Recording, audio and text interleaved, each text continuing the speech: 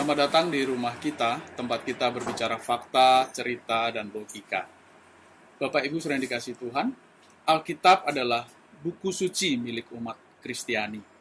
Dan sudah ratusan tahun buku suci ini mendapatkan tantangan yang tidak mudah. Sindiran, bulian, bahkan hinaan yang bengis ditimpakan kepada buku suci milik umat Kristiani ini.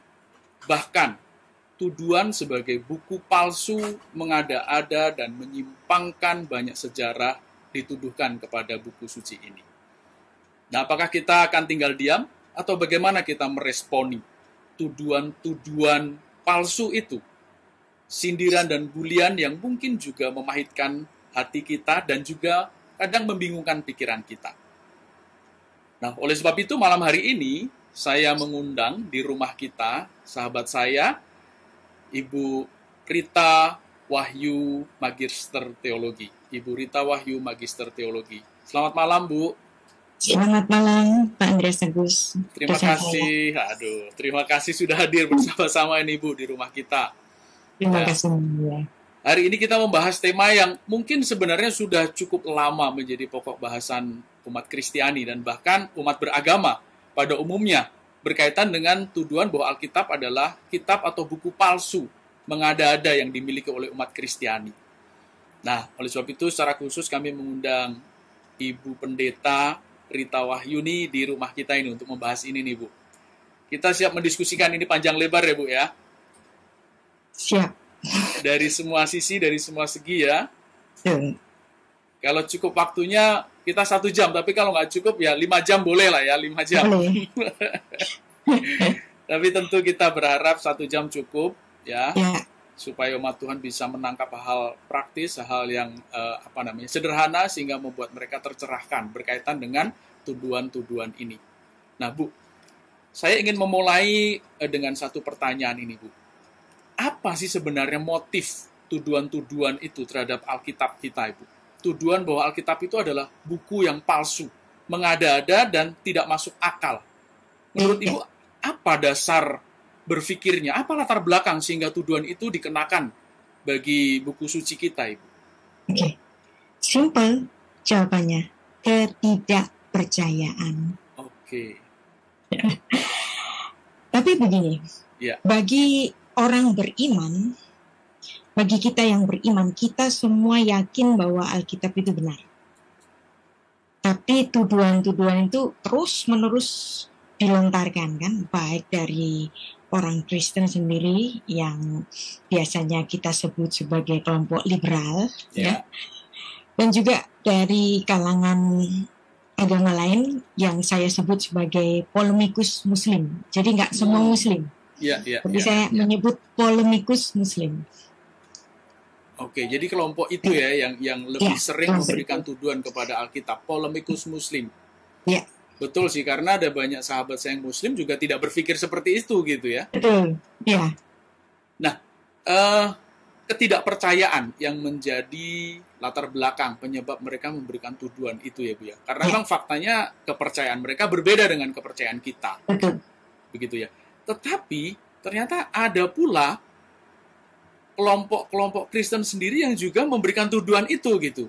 Bahkan sama sekali tidak percaya terhadap terjemahan yang sudah secara publik disebarkan dan secara umum kita pegang sebagai terjemahan sah, baik bagi umat Kristen yang ada di Indonesia, ya, atau di Amerika, di Eropa, gitu ya, dengan berbagai macam terjemahan yang ada gitu ya, King James, NIV dan lain sebagainya gitu. Beberapa kelompok Kristen pun juga memiliki tuduhan yang naif seperti itu, menganggap bahwa terjemahan yang ada sekarang nih palsu, nih bohong, bahkan menyimpang itu. Gimana ini? Ya. Kalau tuduhan dari kalangan Kristen sendiri itu ada yang mereka persoalkan, itu mereka kasih label itu sebagai ipsissima verba Jesu atau ipsissima voc Jesu. Jadi memang Alkitab itu bukan ipsissima verba Jesu atau the very words of Jesus, karena bukan Yesus yang nulis, ya. Tapi kita dapat mempercayai bahwa Alkitab itu adalah ipsissima voc Jesu, the very voice of Jesus. Jadi kalau para rasul menulis tentang kata-kata Yesus, itu memang the very voice of Jesus. Keempat, Injil itu mencatat Alkitab dalam bahasa Yunani, yang tentu saja Yesus Kristus bicara dengan para murid, bicara dengan audiensnya. Original audience Yesus kala itu adalah orang-orang Yahudi. Jadi kalau Yesus itu bisa berbicara dengan bahasa sehari-hari, yaitu bahasa Aramaik atau bahasa liturgi, bahasa Ibrani. Nah, kemudian kata-kata itu dituliskan dalam bahasa Yunani oleh para rasul. Nah, apa yang ditulis oleh para rasul itu betul-betul ipsissima voc Jesu. Jadi apa yang diajarkan Yesus, itulah yang ditulis oleh para rasul. Nah, jadi kitab-kitab kita itu sebenarnya sudah sedemikian rupa sudah mengalami pengujian-pengujian dan ada standar yang nggak adil pada Alkitab. Ya, apa itu? Alkitab apa tidak adilnya? Kenapa itu? Ya, nggak adil banget ya. Alkitab tidak dianggap sebagai catatan sejarah. Alkitab dianggap sebatas buku iman. Padahal Alkitab Perjanjian Lama maupun Perjanjian Baru itu memiliki ribuan salinan bahasa asli yang dapat dibandingkan kebenarannya. Dan bahkan penemuan naskah asli yang terbesar adalah naskah Qumran. Ya, ini saya memiliki satu buku yang sangat bagus sekali, tulisan dari Yigael Yadin, dan ini adalah edisi yang pertama. Ini buku ini langka banget karena yang menulis adalah si penemunya sendiri. Itu adalah merupakan suatu penemuan terbesar. Isinya adalah naskah-naskah Alkitab Perjanjian Lama, dan apa yang kita baca sekarang itu persis apa yang ditemukan di Dead Sea Scroll itu. Ya, naskah Laut Mati ya Ibu ya. Naskah Laut Mati. Bagaimana dengan Perjanjian Baru? Naskah Perjanjian Baru bahasa asli itu ada 5.700 salinan. Ada sekitar 20.000 sampai 25.000 naskah kuno terjemahan awal Perjanjian Baru. Dalam bahasa Syria, Koptik, Latin, Ibrani, dari Elias Hatter, Armenia, Georgia, Gotik, dan banyak sekali salinan-salinannya yang bisa kita uji. Bedanya di mana? Kalau ada perbedaan, itu sangat minor saja. Jadi ini nggak adil. Begitu puluhan ribu ada salinan-salinan naskah bahasa asli. Dan kita masih mempertanyakan ini bukan buku sejarah. Nah, banyak para ahli itu percaya begitu saja ucapan Sokrates. Banyak orang itu begitu saja percaya dengan perkataan Platon. Padahal salinannya belum tentu lengkap mereka Aristoteles. Ya, salinannya saya tanya, ada berapa gelintir? Ada berapa gelintir? Apakah sebanyak Alkitab Perjanjian Baru? Nggak ada orang yang mempersoalkan, ini bukan tulisan Platon nih, palsu nih. Nggak ada yang ngomong begitu. Bahkan kisah Julius Caesar dipercaya begitu saja tanpa ada kritik sejarah. Historical criticism. Alkitab melalui historical criticism, kritik salinan, kritik bentuk form criticism. Apakah tulisan-tulisan Sokrates, Platon, Aristoteles, Julius Caesar itu melalui historical criticism, textual criticism, form criticism? Enggak tuh. Mereka tidak dikenakan seperti ini. Tapi untuk Alkitab begitu tidak adil. Padahal sudah puluhan ribu yang mereka baca, bisa mereka dapatkan bahkan sekarang ini dengan adanya teknologi, salinan-salinan bahasa asli itu bisa dibaca secara online. Ya, dan bisa dikomparasikan ya. Saja ada. Bisa dikomparasikan. Ya, betul Ibu. Berarti ketidakpercayaan itu menjadi dasar yang kuat sehingga orang mau dijelaskan dari sisi manapun ya mereka memang sudah tidak percaya gitu. Lalu yang muncul adalah sentimen negatif begitu ya. Jadi Semua, ya, ketidakpercayaan itu. Tapi kita sebagai seorang scholar Alkitab, ya, kita bukan cuman percaya buta tanpa bukti. Justru keimanan kita itu dikonfirmasi dengan catatan-catatan sejarah ini. Sebagai seorang scholar, kita nggak boleh yang namanya anti dengan novelty, termasuk dalam ilmu teologi ya. Betul. Dalam ilmu teologi pun harus ada novelty. Jadi ilmu itu nggak boleh statis, nggak boleh jalan di tempat. Sehingga tidak diharamkan jika ada kebaruan pemahaman, bahkan kebaruan bukti, kenapa tidak. Tapi sekarang persoalannya mengerti tentang Alkitab. Itu bukan membuang intelektual kita, tapi membuang apa? Membuang kesombongan kita, membuang apa? Mental block kita. Nah, kalau kita mental blocknya udah, pokoknya Alkitab palsu, ya udah. Bagaimana dia dapat memahami kalau dia masih dalam mental block ini?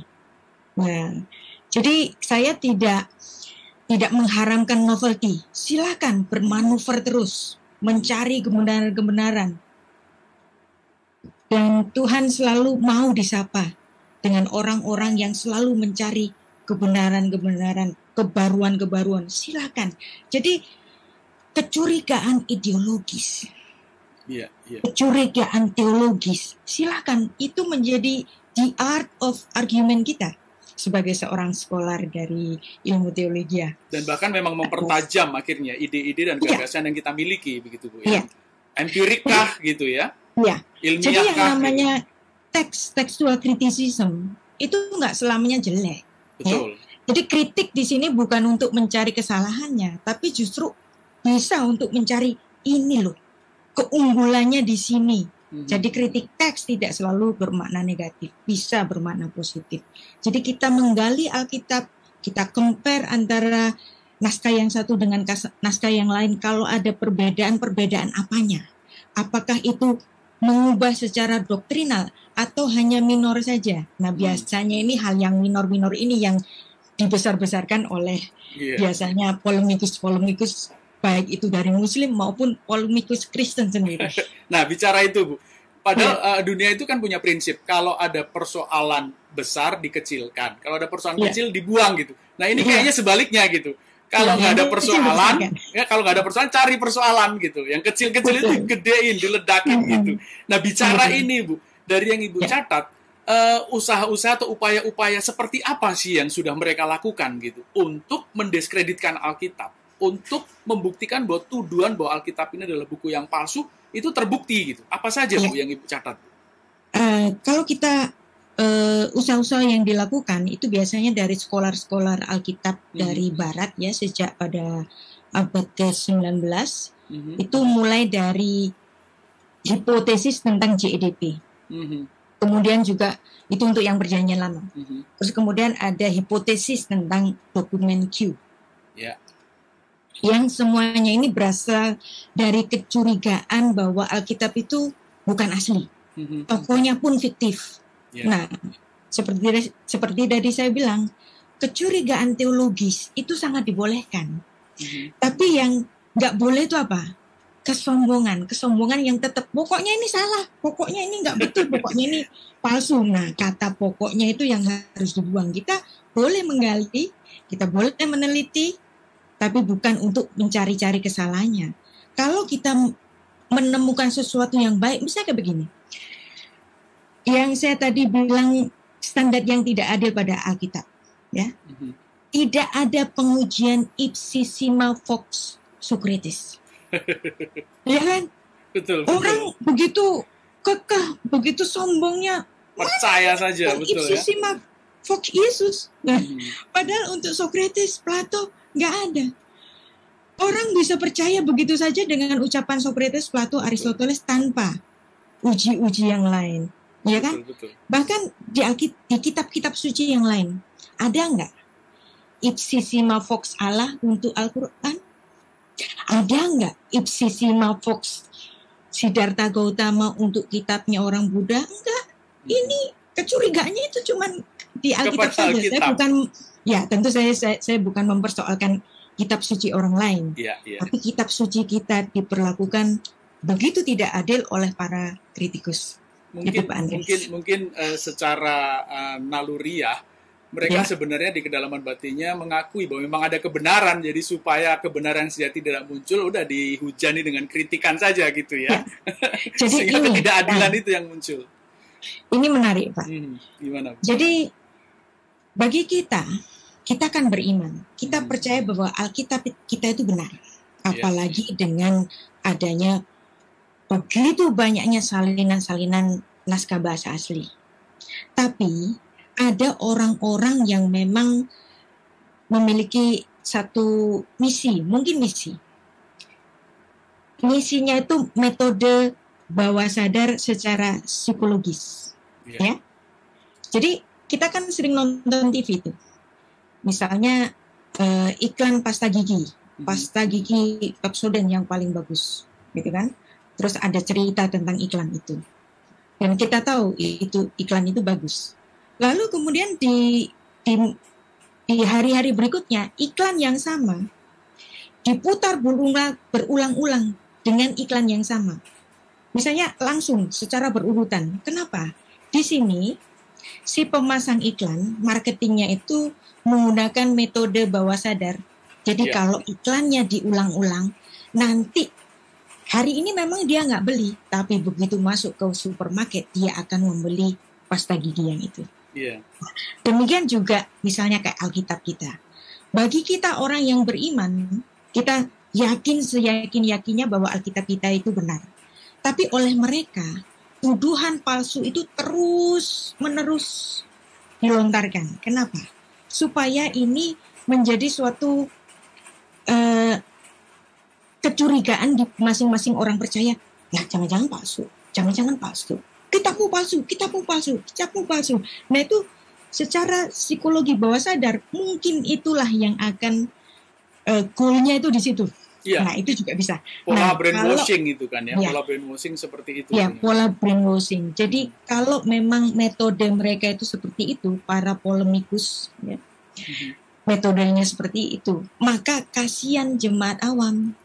Maka saya sangat senang sekali di sini GSKI Slipi membuka satu acara seperti ini untuk meyakinkan pada kita semua bahwa Alkitab kita itu benar. Karena yang sebelah sana itu ngomongin terus Alkitab itu palsu. Nah ini bahaya. Padahal kalau ini beberapa ayat saja, saya sempat mensitir beberapa ayat dari teman-teman Muslim ya di Al-Quran itu kan ada Al-An'am 6 ayat 92 itu menjelaskan bahwa Al-Quran itu diturunkan dan diberkahi demi membenarkan kitab-kitab yang diturunkan sebelumnya. Kalau nggak salah itu biasa sebenarnya polemikus Muslim sudah berhenti harusnya mempersoalkan itu lagi gitu. Karena ini baru satu ayat loh. Ada beberapa ayat yang lain kalau tidak salah saya bisa mencatat itu. Tapi saya yakin ini memang hak teman-teman Muslim sih untuk mau memperkarakan itu, khususnya polemikus Muslim gitu ya. Hak mereka lah. Itu ranah mereka. Tetapi paling tidak di ranah kami ingin mengingatkan loh. Di kitab Anda itu ada juga loh yang menegaskan bahwa kitab-kitab sebelum Al-Quran itu dibenarkan oleh turunnya Al-Quran gitu kan. Jadi sebenarnya selesai. Alkitab mengenal Alkitab yang benar. Betul. Al-Quran mengenal Alkitab yang benar sebenarnya. Itu dia. Itu sesuatu yang unik. Tapi baiklah gitu ya. Ini ibarat kata iklan kami untuk terus kami perdengarkan ya tadi. Rumah kita GSKI Slipi ini tujuannya mengiklankan, terus mensuarakan bahwa yang benar tuh begini loh. Ya, fairnya juga begini, membenarkan di sini kan bukan cuma sekedar mau membrainwash tadi ya Bu ya, tetapi kita tunjukkan tadi, Bu Rita sudah menjelaskan bukti sejarahnya betul-betul real gitu. Dan ada sekian ribu salinan yang bisa dikomparasikan dan masing-masing bisa saling meneguhkan gitu ya, bahwa itu ipsisicus vox Jesus betul-betul gitu. Plato, Socrates nggak punya loh, kita punya padahal gitu. Ada berapa gelintir itu salinan? Plato, Socrates itu ya betul. Bahkan lebih dari 10. Betul. Dan bahkan beberapa dari itu kalau nggak salah kan sudah dalam kondisi rusak gitu, tidak terbaca dengan jelas. Dan nggak ada yang mempersoalkannya. Betul. Sementara teks tulisan Platon Republik nggak ada yang mempersoalkannya. Betul. Itu bukan tulisan Platon. Aduh, saya bersyukur, saya senang sekali nih Ibu mengungkapkan hal ini dan membuat saya juga rindu menegaskan sehingga jemaah dicerahkan nih. Jangan takut meyakini bahwa Alkitab itu sungguh-sungguh benar, nggak palsu, karena bukti sejarah menjelaskan, gitu ya. Nah, lalu nih Bu, bagaimana dengan tadi secara khusus kelompok Kristen sendiri? Ini kalau saya bilang ini ya agak aneh-aneh juga gitu. Mereka ini juga mengungkapkan rasa keraguan, ketidakpercayaan tadi terhadap terjemahan-terjemahan yang sudah ada. Bahkan meragukan teks yang cukup tua gitu. Salah satunya Textus Receptus itu ya. Dianggap wah ini nggak kanonik ini. Ini tidak disetujui di konsili gitu ya, dan lain sebagainya. Gimana Bu? Ini menarik nih. Sebenarnya kalau kita mau secara bijaksana, kalaupun ada perbedaan seperti apa? Apakah itu membuat Alkitab itu secara doktrinal itu berubah sama sekali? Saya yakin Roh Kudus akan menjaga kitab suci itu sendiri dan akan berbicara kepada setiap masing-masing orang yang mempelajari Alkitab. Betul. Ya kan? Nah, kalaupun misalnya sekarang Textus Receptus dipersoalkan ataupun NA28 dipersoalkan, yang betul hanya Bizantium misalnya. Kita harus mengingat bahwa berapa banyak orang membaca kitab suci berbahasa Inggris King James yang dari Textus Receptus itu, dan mereka menjadi anak-anak Tuhan dan mereka diselamatkan. Ya. Tuhan bisa menjagai firman-Nya sendiri. Nah, dan kalaupun ada perbedaan, ya jelas ada perbedaan. Orang dulu itu kalau menyalin kitab itu kan dengan tangan secara manual. Dan belum ada listrik kan, belum ada lampu gitu kan. Belum ada disket, belum ada fotokopi, belum ada lampu, ya kan. Kalau malam harus pakai lampu minyak. Dan nggak seperti hari ini. Begitu gampangnya tinggal kopi. Mulai ada fotokopi, sekarang ada disket, bahkan sekarang pakai cloud, bisa kirim kemana saja, di PDF-in kemana saja. Nah, kita harus melihat memang effort dari para bapak-bapak gereja yang menyalin Alkitab ini, karena mereka menyalin dengan tangan dan itu sangat manual. Kalaupun ada perbedaan, itu minor sekali. Kalaupun ada kerusakan naskah, ya memang karena medianya saat itu papirus ataupun perkamen, itu memang bisa rusak. Dan kalau ada perbedaan, mari kita bicarakan. Perbedaannya di mana? Itulah yang namanya dengan varian. Jadi varian itu bukan kontradiksi, tapi varian. Boleh dong ada varian. Saya menulis kata sambung dan. Mungkin teman saya menyalinya menulis kata sambung itu dengan. Itu varian. Itu sudah menjadi varian. Jadi satu varian. Lalu kemudian ayat-ayat yang lain ada varian-varian yang lain sehingga ditemukan puluhan ribu varian. Nah, tapi ini varian bukan kontradiktif. Jadi seandainya ada perbedaan, itu bisa kita terima kok. Para scholar juga tahu. Tetapi secara makna ternyata lewat penelitian juga ditemukan tidak signifikan perbedaannya, begitu ya. Jadi tidak mengubah doktrinal. Itu yang paling penting justru. Betul. Secara esensi, kalaupun bahkan ada satu frasa ataupun bahkan satu bagian, apakah itu mengubah doktrinal? Misalnya doa Bapa kami dengan doksologi, doa kami dengan tanpa doksologi, apakah itu mengubah doktrinalnya? Kan enggak. Tidak, betul. Ya, demikian Pak. Tinggal berarti memang hanya sekedar tadi kesadaran dan kerelaan kita untuk membuang kesombongan tadi, Bu ya. Jangan sombong nih gitu. Betul, novelty dibutuhkan.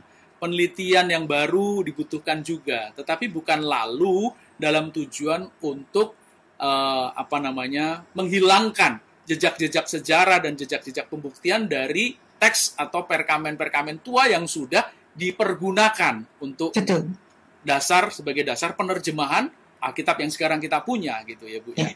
Belum lagi yang kedua tadi ya, Roh Kudus pun menjaga nilai utama dari pesan utama dari kebenaran firman Tuhan itu. Dan faktanya banyak orang juga diubahkan lewat pembacaan Alkitab yang menggunakan beberapa teks-teks lama yang menurut kita tidak kanonik atau tidak disetujui pada konsili-konsili yang ada gitu ya Bu ya. Bahkan saya berpendapat seseorang yang membaca naskah terburuk pun nggak masalah. Karena iman kita bukan pada teks saja, tapi ada yang lebih teks dari situ, yaitu pencerahan dari Roh Kudus sendiri yang kita sebut sebagai sot. Jadi ada makna esoteris yang dimana makna itu hanya bisa dibukakan kalau Roh Kudus bicara pada dia. Betul. Itu, Pak. Dan itulah pentingnya peran Roh Kudus ya, mengingatkan kita Bu ya. Akhirnya bukan hanya teks yang dibutuhkan, betul teks dibutuhkan, tetapi hal yang jauh lebih penting ketika kita membaca, nangkep nggak maknanya gitu ya kan? Karena makna itu beyond teks kan gitu ya, lebih dari sekedar tekstual. Seperti kita Pak Andreas ya, Bapak seorang dosen yang meluluskan begitu banyak sarjana, ya kan? Saya juga seorang guru yang bicara dengan banyak peserta-peserta kelas. Tapi siapapun dari kita di hadapan Tuhan itu sama, ya. Kita mungkin lebih mengerti tentang Alkitab karena kita sekolah. Tapi seorang yang tidak sekolah, dia bisa memiliki iman yang jauh lebih besar dari kita. Ya kan? Betul. Uniknya kadang-kala malah seperti itu. Mereka yang ibarat kata ngebor, menggali tekstual itu secara begitu mendalam, kok malah tersesat gitu ya? Kadang-kadang. Nah itu. Karena orang-orang scholar, orang-orang macam kita itu bahayanya di mana? Kalau dia pada kesombongan intelektual ini. Nah, atau juga betul. bermental block. Pokoknya ini palsu, pokoknya ini nggak benar. Kata pokoknya itu yang inilah yang membuat kita jadi mental block itu. Mental blocknya bukan mental block underdog ya Bu ya, tetapi mental blocknya malah upper dog gitu ya, terlalu ketinggian gitu. Ketinggian. Tapi itu fakta loh. Banyak scholars yang ternyata karena proses empirik yang dilakukan semakin menyimpang itu, dan bahkan tidak percaya Tuhan. Justru tuduhan-tuduhan itu datang dari para scholar kan Pak? Itu dia. Bukan dari orang awam. Orang-orang awam yang polos gitu ya, mereka menggalinya dengan ketulusan, menemukan kebenaran itu dan bertobat gitu. Seperti teori sumber JEDP. Yang pertama kali dikemukakan oleh Jean Astruc, seorang teolog Prancis, pada abad ke-18. Nah, di sini dia orang yang pinter banget tuh. Tapi kemudian dia memiliki satu kecurigaan. Dia berpendapat bahwa kelima kitab itu Taurat ditulis sekitar 1000 tahun setelah kematian Musa. Dan itu merupakan hasil penulisan ulang, penyuntingan, kompilasi dari beberapa macam redaktor dan beberapa macam teks, kemudian dijadikan satu yang dia kasih nama JEDP. Yahwis itu ya Bu ya. Yahwis, Elohim, Deuteronomy dan Priest. Dan itu menjadi patron yang cukup lama akhirnya dipergunakan loh di sekolah-sekolah teologi. Dan sampai sekarang di sekolah-sekolah teologi sampai hari ini diajarkan. Masalahnya secara sejarah, secara historis, bahwa ada orang yang pernah mempersoalkan Alkitab itu bukan asli, Jean Astruc, dengan teori JEDP-nya, boleh. Tapi kadang-kadang para dosen itu lupa. Dia harus mengungkapkan juga bahwa apa yang diungkapkan oleh Jean Astruc tadi, bahwa dokumen JEDP, Yahwis, Elohim, Deuteronomy, dan Priest, keempat dokumen ini enggak pernah ada. Itu baru saya mau menyampaikan. Fakta empiriknya malah justru belum pernah ditunjukkan gitu. Itu hanya ada di otaknya si Yang itu. Jean Astruc ini. Betul. Dan JEDP ini nggak pernah bisa dibuktikan secara historis. Jadi JEDP itu sebenarnya sebatas hipotesis. Produk dari teolog barat abad 18, bukan bukti historis. Nah, kalau Jean Astruc sampai hari ini tidak pernah bisa membuktikan adanya dokumen JEDP, JEDP nggak bisa disebut sebagai teori. Justru kalau ada yang mengatakan ini adalah teori, ini adalah anarki terhadap ilmiah. Karena dokumen aslinya nggak pernah ada. Jadi itulah kenapa nilai-nilai ilmiah ya Bu ya. Iya, saya menolak teori JEDP ini karena memang sama sekali nggak ada bukti sejarah. Kalau mereka bisa memberikan satu novelty, nih buktinya, ini dokumen J, ini dokumen E, D, P, dan mereka bisa membuktikannya dan bisa kita uji bersama-sama bahwa dokumen itu berumur ribuan tahun sebelumnya. Nah, baru boleh itu dikatakan sebagai suatu teori. Tapi selama JEDP dokumennya nggak ditemukan, itu adalah teori halusinasi. Nah, ini ya memang jadi kurikulum di tiap-tiap STT. Maka dosen harus mengatakan juga bahwa JEDP dokumennya nggak pernah ada. Iya.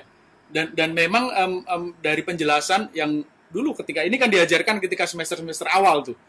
Dan itu seperti apa namanya itu ya? Bahaya banget. Iya, teori yang dijejalkan kita mau tidak mau suka tidak suka pokoknya kamu terima dulu. Ini warisan orang-orang bule yang datang ke Indonesia mengajarkan belajar Alkitab tuh begini itu gitu. Dan waktu itu memang jujur banyak di antara kami gitu ya tergoyangkan gitu. Ini jadi yang benar yang mana nih? Bingung memang begitu. Nah, itu bahkan membingungkan. Kalau kita ada di STT itu mereka memunculkan tokoh-tokohnya, wah seolah-olah keren-keren gitu mereka. Ada Jean Astruc, ada Julius Wellhausen. Nah, mereka tuh seolah-olah pemikir para filsuf yang harus diikuti. Tapi yang nggak pernah diungkapkan oleh para dosen ini, dokumen JEDP nggak pernah ada. Nah, kalau nggak pernah ada, ini anarki terhadap ilmiah, nggak bisa disebut teori. Pola mereka kan hanya sekedar mengumpulkan kata atau frase-frase yang menurut mereka sama atau mirip gitu ya. Sementara dokumentasi ketika teks itu dituliskan, mereka tidak pernah menemukan itu. Itu kan hanya dalam tanda kutip ya, kalau menggunakan istilah rekayasa di benak mereka gitu. Bahwa ini mungkin begini, ini mungkin begitu gitu. Tetapi mungkin ya tidak didasarkan kepada fakta dokumen itu tadi. Ini yang belum pernah disuarakan. Ini saya bersyukur nih Ibu malam hari ini menyuarakan ini nih di rumah kita nih.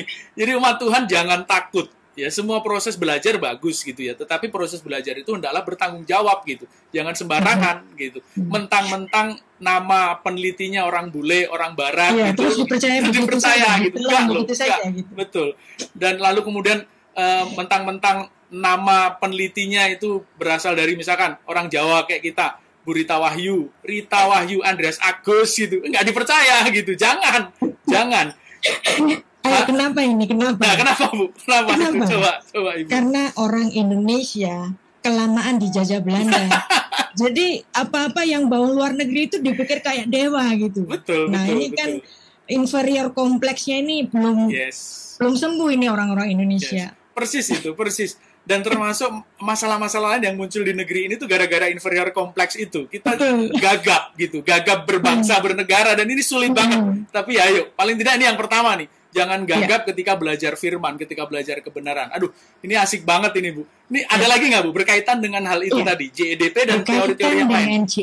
JEDP tadi, berkaitan dengan JEDP yang oleh Jean Astruc dan Julius Wellhausen itu, mereka begitu lantang menyuarakan teori mereka yang sebenarnya not even teori. Apa yang mereka ungkapkan itu sebenarnya bertentangan dengan apa yang ditulis dalam kitab Injil sendiri, yang dimana Tuhan Yesus itu bersabda, Musa menulis tentang aku. Di mana Musa itu menulis tentang Yesus? Di Ulangan 18 ayat 15 dan 18. Dan itu dituliskan oleh Rasul Yohanes dalam Yohanes 5 ayat 46 sampai 47. Yang artinya di Perjanjian Baru ipsissima vox Jesu, Tuhan Yesus mengkonfirmasi Taurat adalah tulisan Musa. Nah, ini dari sisi kita orang Kristen. Nah, bagaimana dengan sisinya orang Yahudi sendiri? Berabad-abad lamanya orang Yahudi tanpa ragu-ragu menerima tradisi bahwa Musa adalah penulis Pentateuch itu, ya, penulis dari kitab Torah itu. Nah, tulisan Ben Sira dalam Exodus 24, kemudian tulisan Philo yang menulis The Life of Moses. Nah, Philo itu diakui sebagai filsuf dunia. Yeah. Dan dia menulis tentang Midrash, ya. Midrash itu adalah penjelasan Torah, tulisan dari Musa. Yang artinya di sini Philo betul-betul menganggap Musa adalah tokoh sejarah, bukan sekedar tulisan-tulisan bukan buku iman. Yeah. Bukan sekedar buku iman, tapi Musa sendiri adalah tokoh sejarah. Dan dia menulis buku The Life of Moses. Dan Philo diakui dunia bahwa dia adalah salah satu filsuf. Nah, itu satu. Itu dua ya. Yang pertama Ben Sira, kemudian Philo. Kemudian ada seorang sejarawan, Josephus. Ya. Dia menulis dalam Antiquities of the Jew tentang tokoh-tokoh perjanjian lama. Dan ada banyak sekali kitab-kitab Yahudi yang sepakat menerima bahwa Musa adalah penulis dari kitab Torah itu. Dan Musa adalah tokoh sejarah. Nah, jadi satu-satunya perdebatan dalam kitab Torah itu adalah penulisan tentang kematian Musa dalam Ulangan 34 ayat 5. Yang menuliskan tentang kematian Musa. Masa sih Musa nulis kematiannya sendiri? Ya. Ya mungkin saja kali-kali Roh Kudus ngasih tahu dia besok kamu mati misalnya, terus Musa nulis gitu. Tapi seandainya yang nulis ini bukan Musa pada bagian terakhir, tapi yang nulis adalah Yosua. Tapi kenapa itu tetap ditulis sebagai kitab Musa?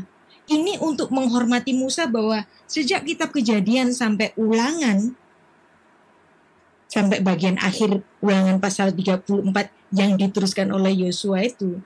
Jadi nggak bisa ditulis bahwa ini adalah kitab Yosua, tapi ini tetap dikatakan sebagai kitab Musa. Jadi perdebatan itu cuman pada akhir dari kitab Ulangan itu saja. Yeah. Dan semua tokoh-tokoh yang diakui sebagai tokoh sejarah, Philo, Josephus, bersaksi bahwa Musa adalah penulis itu dan Musa adalah tokoh sejarah. Jadi bukan. Betul, dan secara faktual memang jelas dan nyata, dokumen-dokumennya ada itu tadi ya Bu ya. Tetapi memang tadi banyak orang yang sudah terlanjur tadi distrust, lalu kemudian muncul sentimen negatif yang membuat akhirnya kritik, saran, masukan itu tendensinya selalu negatif saja gitu ya. Belum lagi itu kan di perjanjian lama ya, belum lagi nanti ada Injil Barnabas, Injil Thomas.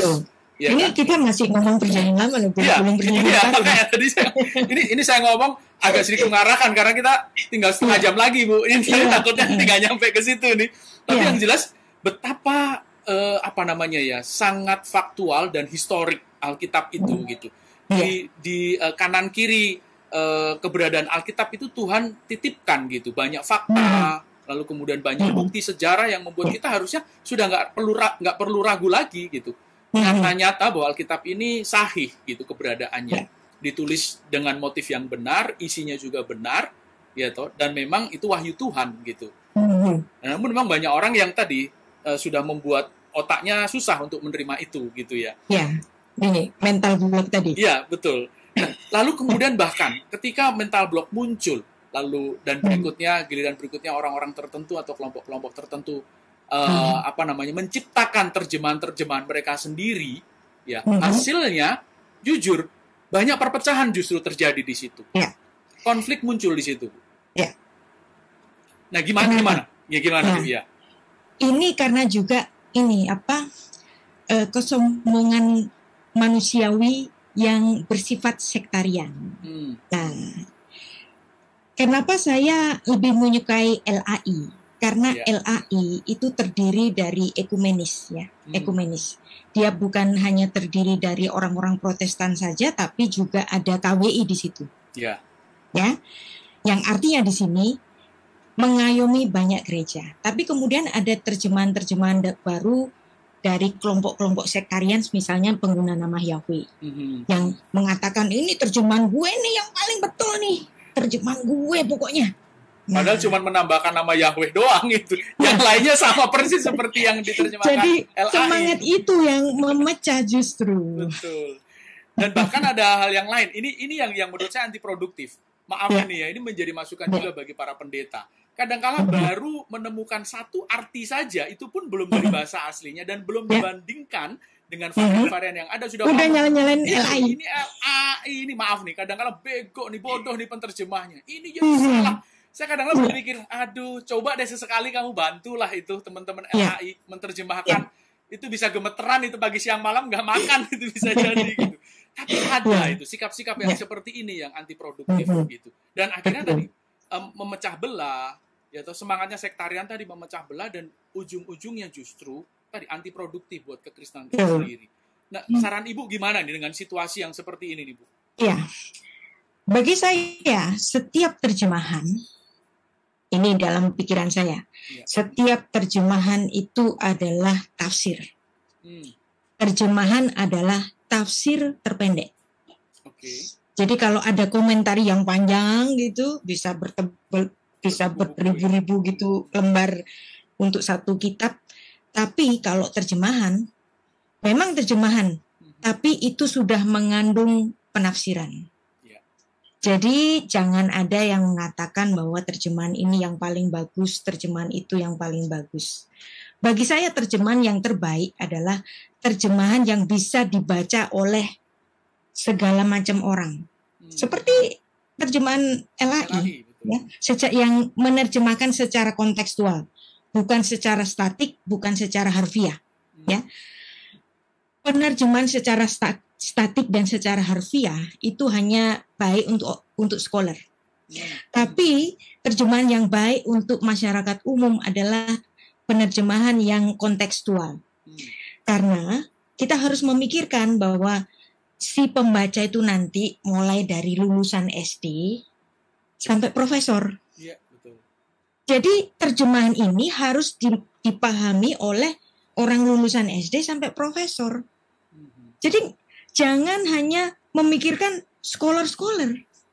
Bagi kita yang belajar mengenai teologi boleh untuk menggali pendalaman yang lebih dalam, membaca ayat kata per kata, sintaksisnya dilihat, terus gramatiknya dilihat. Boleh, siapa yang larang? Betul. Tapi untuk penerjemahan yang umum, biarkan itu. Terjemahan LAI sudah mengakomodasi itu semua. Jadi itu nggak perlu dipersoalkan. Nah, kalau kita nanti ada di kelas, sama-sama belajar berdiskusi, mari kita gali. Sintaksisnya, gramernya, latar belakang sejarahnya, antropologi budayanya. Begitu. Betul.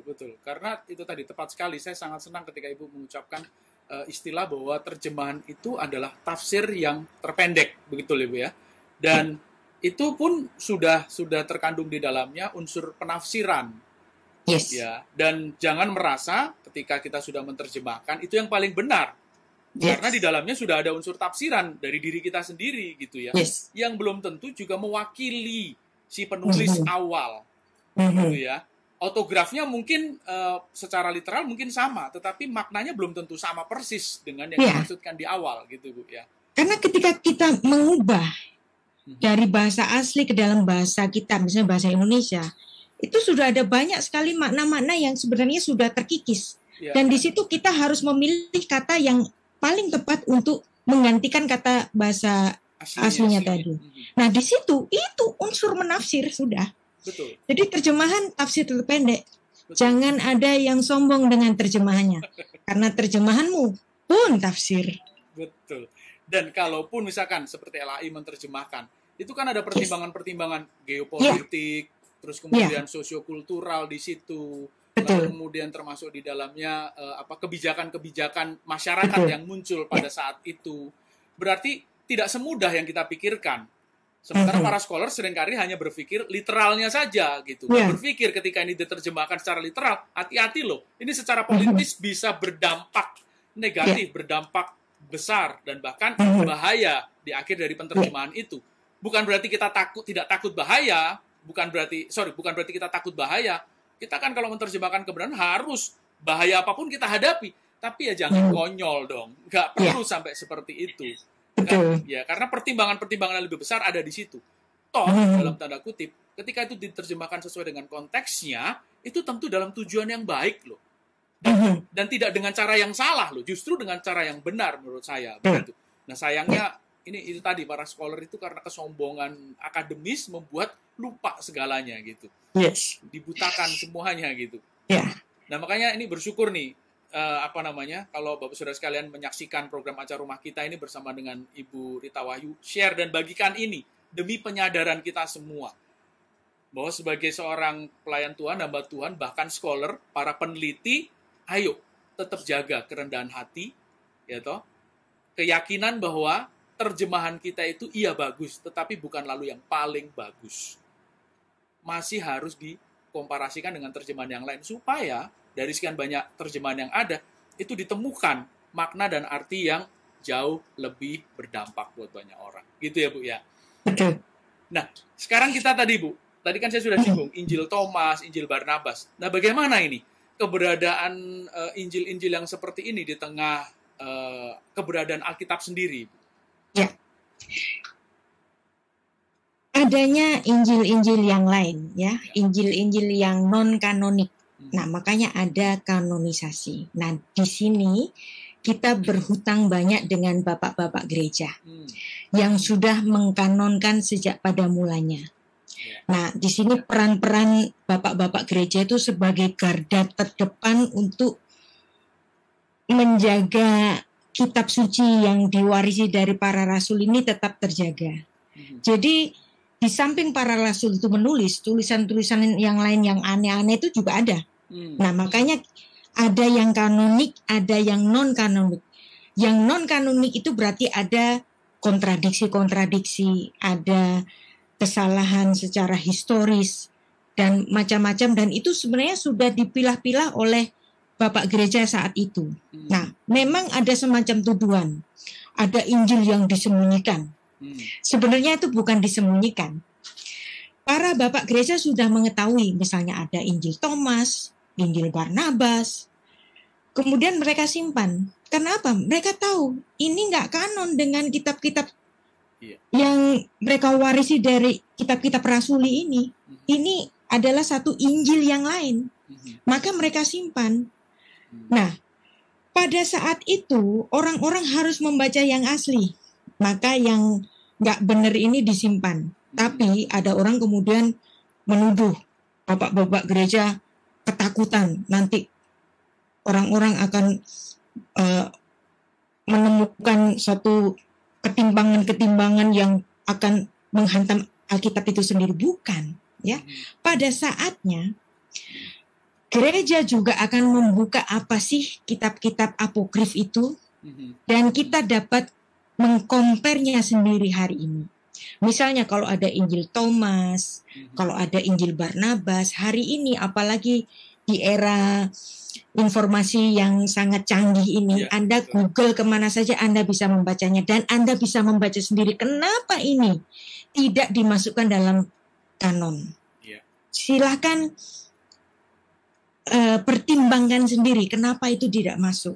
Nah, karya-karya kanon bapak-bapak gereja itu sejak mulai dari Polikarpus, muridnya Rasul Yohanes, pada sekitar tahun 150 Masehi. Terus kemudian Polikarpus memuridkan Irenaeus. Nah, Irenaeus ini sudah memberikan hampir semua kitab Injil kecuali kitab Filemon, Yakobus, 2 Petrus, 3 Yohanes, dan kemudian masih ada lagi Justinus Martir di sini sudah mengumpulkan kitab-kitab yang ada di Perjanjian Baru ini. Ya, kemudian ada terus-menerus dijaga oleh bapak-bapak gereja ini sampai hari ini tuh kita terima. Dan pada akhirnya ada yang namanya Konsili Kartago itu sekedar mengesahkan apa yang disimpan itu oleh bapak-bapak gereja, mengesahkan 27 kitab-kitab Perjanjian Baru yang hari ini kita pegang. Betul. Dan itu sebenarnya juga dalam tujuan untuk mengamankan supaya umat Tuhan kalau pakai bahasa Jawa wis gak usah aneh-aneh gitu. Iki loh gitu. Iki Ini loh. aneh-aneh rasa diboco, rasa diboco. Betul gitu. Sebagai seorang bapak mengingatkan kepada anak-anaknya gitu. Bukan berarti lalu tidak mengizinkan mereka membaca, boleh membaca tetapi mereka baca dulu yang ini nih, yang itu nantilah gitu. Itu dibaca oleh para scholar saat itu untuk memang meneliti salahnya di mana. Iya, betul. Tapi untuk orang awam nggak perlu baca ini. Ya, dalam tujuan tadi yang positif, yang baik gitu. Menjaga tidak ada itikat buruk, tidak ada itikat jelek untuk menyimpan kitab-kitab yang katanya disembunyikan tadi ya. Ya, disembunyikan tadi. Baik. Dan lewat apalagi hari ini Anda bisa membaca kitab apa saja. Digitalized word sekarang ini membuat kita jadi betul-betul bisa tahu teks aslinya Injil Barnabas itu gimana. Itu kan dalam teks aslinya itu malah bahasa Spanyol gitu kan, aneh gitu. Maksudnya teks aslinya bahasa Spanyol atau bahasa Itali gitu. Nggak mungkin itu. Wong Injil itu bahasanya kalau nggak Aram ya harusnya Yunani gitu kan. Bahasa Yunani Koine lagi gitu. Lalu tiba-tiba Spanyol. Loh, kapan Yesus pelesiran ke Spanyol gitu kan? Kapan pelesiran? Fetus Latina aja lebih tua daripada. Fetus Latina lebih tua, betul. Iya, daripada Injil Barnabas. Sebenarnya kalau kita bicara ini dengan santai, kita malah jadi ngakak, bercanda tuh akhirnya jadi lucu gitu. Aneh kalau kita percaya itu sebagai Injil yang kanonik gitu ya. Aneh gitu, dan kita menjadi sangat sadar. Buat kita yang sudah belajar banyak. Tuduhan-tuduhan itu jadi lucu. Itu dia. Biasa aja tuh. Iya, betul. Dan ini apa namanya, semangat, spirit yang kita ingin sharekan kepada seluruh umat Tuhan. Jangan takut dan jangan bingung gitu. Kalau bingung, tanya sama pendetamu. Pendetamu nggak ngerti, tanya sama Bu Rita. Atau tanya sama Pak Andre, boleh nggak apa-apa. Tanya sama Pak Andreas. Ya, tanya sama Bu Rita juga. Dan bahkan kami ada apa namanya, komunitas namanya Sema Life Class. Itu tempat di mana kita belajar bersama. Dan acara malam ini saya yakin ditonton oleh sahabat atau sobat Sema. Mereka teman-teman yang rindu belajar dari keberbagian latar belakang, bahkan dari juga keberbagian latar belakang pendidikan di situ. Mereka mau belajar gitu. Dan disitulah tempat kita saling bertanya, saling menguatkan, saling meneguhkan, supaya nggak bablas, nggak nyimpang gitu. Terus akhirnya baca yang nggak jelas, boleh baca yang nggak jelas, tetapi jangan sampai kesimpulannya juga nggak jelas gitu. Kita hari ini kalau menerima tuduhan-tuduhan itu bukan stres. Kita santai aja, ketawa kok. Betul. Karena kita yang belajar di Shema ini sudah diperlengkapi bahwa Alkitab yang kita baca hari ini adalah kebenaran. Dan kalaupun ada perbedaan yang minor saja, yang saya katakan tadi itu varian-varian, tapi tidak mengubah secara doktrinal. Betul. Dan bahkan di Sema Life Class ini kita mendiskusikan hal yang krusial tadi, tafsiran yang berbeda, penerjemahan yang berbeda, ayo kita diskusikan. Tetapi tidak lalu merusak pertumbuhan iman kita, justru semakin memperkokoh gitu. Para pengajarnya juga membawa kita untuk semakin sadar bahwa ayo, ini jangan membuat kita lalu malah menyimpang nih. Murtad, sesat, wah bahaya, ini nggak ada gunanya akhirnya gitu. Dan kita bersyukur nih Bu, dan saya berterima kasih untuk kehadiran Ibu lewat Zoom ini ya, walaupun sebenarnya masih sangat ingin banyak hal yang kita mau bahas gitu ya, tetapi karena waktu kita terbatas ya, waktu yang membatasi kita harus mengakhiri. Tapi sebelum mengakhiri saya pengen denger ini Bu, message atau pesan Ibu bagi umat Tuhan, bagi para pelayan Tuhan juga ketika memahami Alkitab, lalu kemudian tuduhan-tuduhan palsu itu, bagaimana sikap yang paling sederhana yang bisa kita lakukan? Tuduhan-tuduhan tentang Alkitab itu palsu, Alkitab itu diedit, bukan asli lagi, itu adalah tuduhan-tuduhan yang sebenarnya kita sudah tahu, bukan hal yang aneh, nggak perlu kaget, dan sebagai anak Tuhan, kewajiban bagi kita untuk senantiasa dapat menjelaskannya dengan lemah lembut, seperti yang ditulis dalam 1 Petrus 3 ayat 15. Nah, bukankah dengan adanya tuduhan itu, kita dapat sekaligus memberitakan kerajaan Allah? Ya, Alkitab adalah buku iman yang jujur, mencatat kejadian, kisah, pengajaran sebagaimana apa adanya. Ya, mungkin kitab orang lain tidak sejujur dengan kitab kita. Misalnya Daud berzina, ditulis berzina. Dari kesalahan Daud, kita akan belajar bagaimana menjadi orang yang benar. Dari kesalahan Absalom yang tidak hormat pada orang tuanya, kita belajar bagaimana cara menghormati orang tua. Dari kesalahan Adam yang ingin menjadi seperti Tuhan, dan itu merupakan suatu pemberontakan, kita belajar dari hal-hal itu. Jadi Alkitab adalah buku iman sekaligus buku filsafat yang dimana kita dapat menggali banyak ilmu di dalamnya. Ada banyak sekali naskah-naskah Alkitab, ya, dan justru itu dapat mengkonfirmasi satu dengan lainnya. Nggak ada kitab yang sebanyak salinannya itu seperti Alkitab kita, ya. Ada puluhan ribu bahkan, sehingga kalau ada puluhan ribu bahkan orang-orang lain bisa percaya omongan Socrates dan Platon begitu saja, yang cuman salinannya nggak lebih dari 10, tanpa kritik teks, tanpa kritik bentuk, tanpa kritik historis, mereka percaya begitu saja. Alkitab sudah melalui itu semua. Yes. Jadi kalau kita sekarang belajar Alkitab, inilah adalah suatu karunia dari Tuhan yang membuat kita lebih dekat kepadanya. Dan di situ dari firman itu kita dapat mengenal Tuhan lebih dalam lagi. Amin. Aduh, terima kasih Bu Rita. Next time kita bisa ngobrol lagi. Siap. Hari ini kita sangat diberkati dengan diskusi yang panjang lebar. Dan tentu kami berharap... Gak berasa ya? Gak berasa loh, 1 jam itu gak berasa, betul. Makanya tadi di awal saya sih pengennya nih bisa 2 jam nih gitu. Tapi kasihan nanti jemaat habis kuotanya, Bu. Habis kuotanya. Betul. Baik, Bapak Ibu yang dikasih Tuhan, kita bersyukur malam hari ini ya kurang lebih 1 jam kita diberkati lewat perbincangan yang menarik bersama dengan Ibu Rita.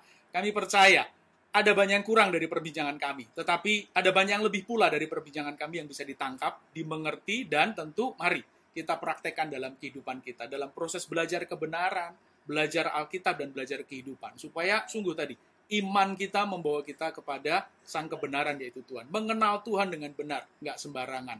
Dan itu yang menyelamatkan kita. Baik, Bu Rita, sekali lagi terima kasih. Tuhan memberkati. Ya.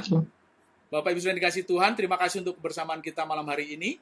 Kita berharap pertemuan kita berikutnya di rumah kita dengan tema-tema yang pasti sangat menarik akan memberkati kita sekalian.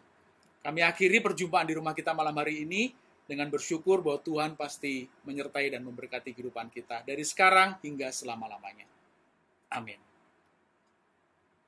Shalom. Shalom.